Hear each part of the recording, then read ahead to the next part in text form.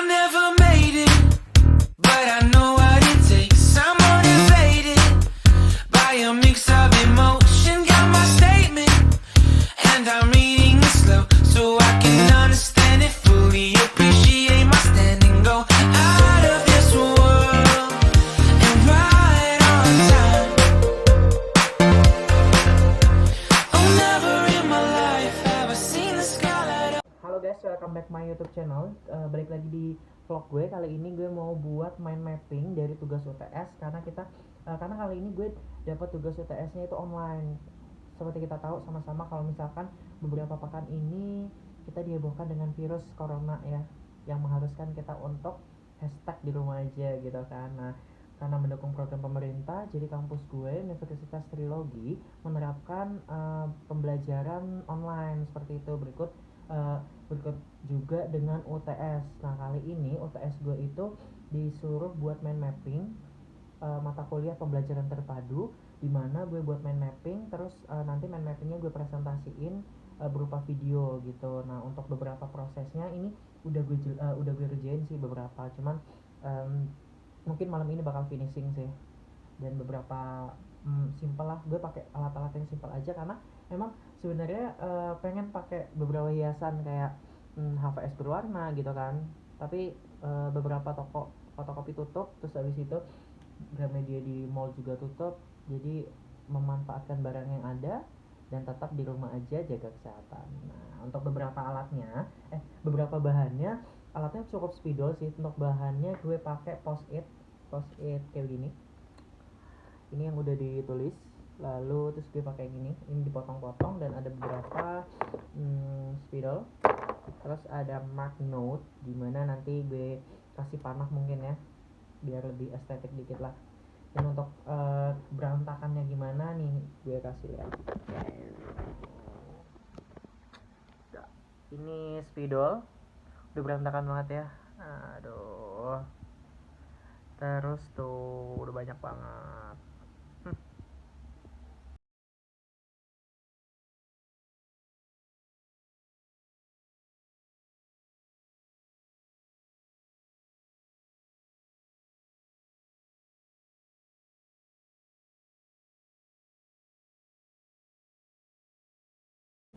Buat teman-teman yang emang mau sharing tentang kegiatan teman-teman mengenai fenomena tagar di rumah aja gitu kan. Nah, apa sih yang teman-teman lakuin selama kurang lebih 2 atau 3 minggu ya, 2 atau 3 minggu, yang ada yang WFH, terus ada yang cuman di rumah doang kerjain tugas atau segala macam. Boleh sharing di bawah kolom komentar, nanti bisa gue tanggepin atau kita bisa sharing sama-sama kira-kira apa sih yang bisa kita lakuin selama beberapa pekan ini atau beberapa pekan ke depan ketika masih lockdown gitu kan. Nah, dan gue harap sih kalian semua tetap jaga kondisi kesehatan, terus terlebih jaga pola makan juga, dan kurangin kegiatan beresiko di luar, dan lebih baik tetap di rumah aja gitu.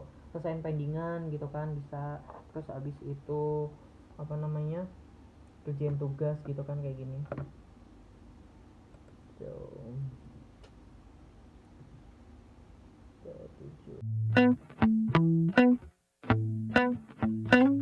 If ever I had a video,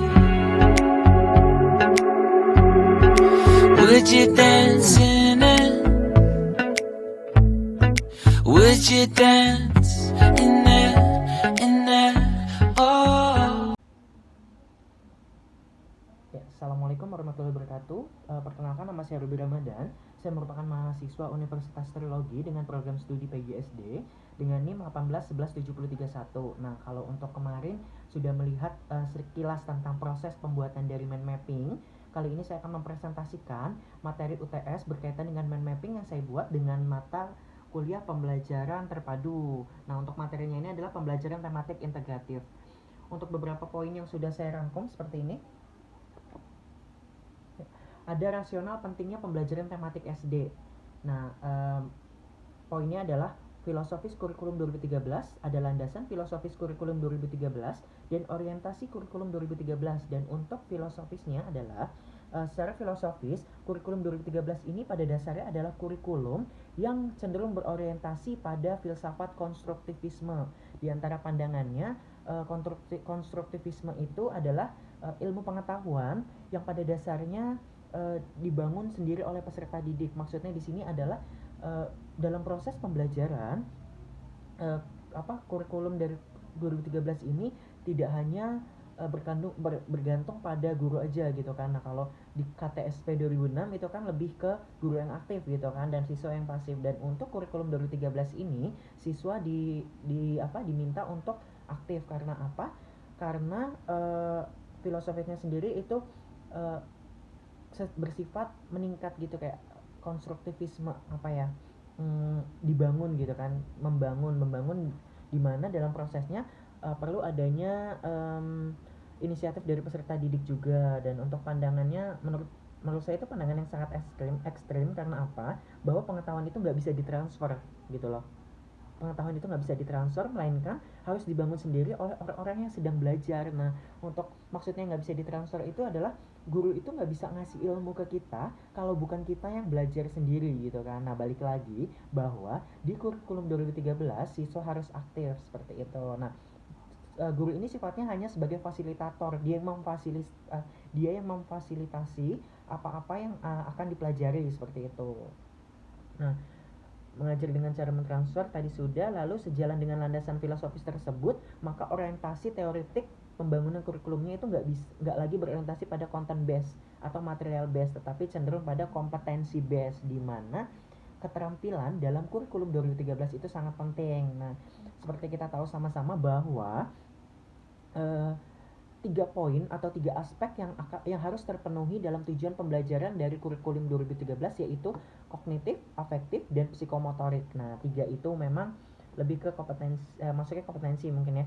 Dan untuk pembelajarannya diarahkan pada penguasaan kompetensi yang tergambar dalam satuan nilai, sikap, pengetahuan yang tadi sikap, afektif, lalu untuk pengetahuannya kognitif, lalu ada keterampilannya psikomotorik. Nah, dalam kurikulum 2013 ini proses menjadinya itu proses akhirnya maksudnya adalah diharapkan dapat dikembangkan melalui pendekatan ilmiah yang berpola pikir adanya pengamatan, lalu adanya tanya jawab, lalu tanya jawab meliputi bertanya atau mempertanyakan gitu kan, apa yang sudah dibahas dipertanyakan gitu kan oleh siswa. Lalu ada di sini menariknya di kurikulum 2013 ada proses mencoba, sudah mencoba lalu dikomunikasikan, disampaikan gitu kan.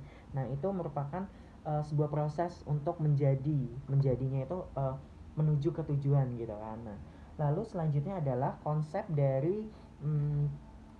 dasar pembelajaran tematik integratif, di mana ada beberapa poin yang akan saya bahas. Di antaranya adalah pengertiannya dari tematik integratif. Untuk pengertiannya sendiri, tematik integratif menurut saya adalah pendekatan pembelajaran yang mengintegrasikan berbagai kompetensi dari beberapa mata pelajaran ke dalam sebuah tema gitu loh. Nah, jadi ada beberapa mata pelajaran digabungkan. Kalau zaman di KTSP itu kan dia lebih kepada bahasa Indonesia gitu kan, satu pelajaran matematika, IPA. Nah, kalau untuk di 2013 ini berkaitan dengan tematik ya kan. Nah, beberapa mata pelajaran dijatuhkan menjadi tema seperti itu. Lalu di sini ada pembelajaran tematik integratif. Pembahasan tentang pembelajaran tematik ini nggak terlepas dari pembelajaran terpadu. Jadi di mana pembelajaran terpadu itu kan lebih luas ya, lebih meluas nah sifatnya. Dan kalau untuk pembelajaran tematik nah kalau untuk pembelajaran tematik ini termasuk di dalam pembelajaran terpadu memang, tapi kalau untuk pembelajaran terpadu itu nggak selalu tematik gitu kan, nggak, karena tematik itu kan tema gitu.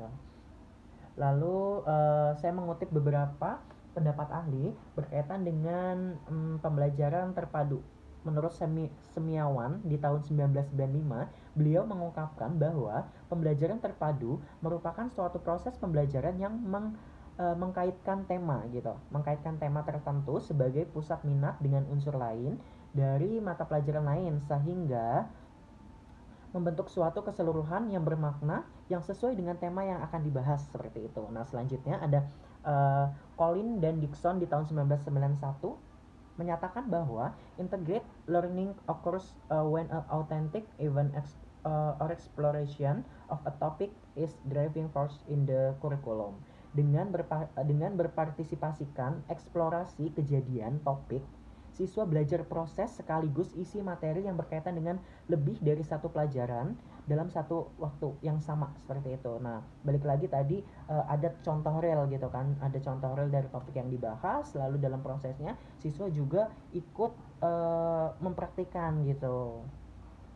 Selanjutnya adalah karakteristiknya, di mana karakteristik dari pembelajaran tematik integratif ini berpusat pada peserta didik, seperti yang tadi sudah dijelaskan bahwa di kurikulum 2013 ini lebih mengutamakan siswa yang aktif gitu kan. Nah, guru sebagai fasilitator berpusat pada peserta didik, maksudnya adalah guru hanya memberikan fasilitas, namun siswa yang mengembangkan gitu, siswa yang mencari tahu, siswa yang mempraktikkan. Nah, di sini menariknya dari kurikulum 2013 dengan pembelajaran tematik gitu. Nah, selanjutnya karakteristik yang kedua adalah memberikan pengalaman langsung pada siswa.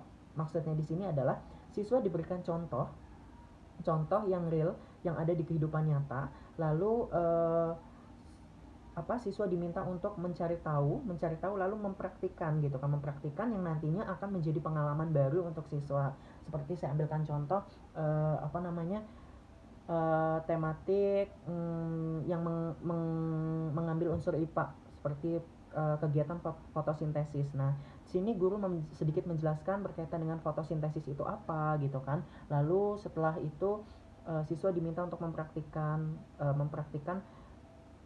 beberapa prosesnya, seperti itu kan. Nah, dengan media yang tentunya mendukung gitu kan. Nah, selanjutnya adalah menyajikan konsep dari berbagai mata pelajaran yang nggak begitu jelas gitu. Nah, kalau menurut saya sih ini karakteristik yang menarik juga sih memang. Jadi dalam satu tema itu kadang memang nggak begitu jelas antara pembeda mata pelajaran IPA, matematika, bahasa Indonesia gitu kan, karena memang dia dalam satu tema dan sifatnya itu luas. Nah, luas itu maksudnya nggak terlalu menjurus ke IPA banget gitu kan, karena balik lagi ke tema tadi, seperti itu. Selanjutnya ada prinsip dari pembelajaran. Nah, untuk prinsipnya itu ada yang pertama yang akan saya bahas adalah prinsip penggalian tema. Jadi temanya itu nggak terlalu luas dan nggak terlalu sempit juga gitu, jadi sedang aja lah gitu ya. Nah, selanjutnya untuk prinsipnya itu bermakna bagi siswa. Jadi apa yang akan diajarkan dan apa yang sudah diajarkan itu berusaha mungkin ada maknanya gitu, makna yang bisa diambil oleh siswa dari pembelajaran tersebut. Nah, sesuai dengan tingkat perkembangan anak itu sudah penting, sudah sangat penting memang. Dan selanjutnya adalah menggambarkan peristiwa otentik. Nah, balik lagi tadi yang sudah dijelaskan, adanya contoh real, contoh nyata dalam kehidupan sehari-hari di mana siswa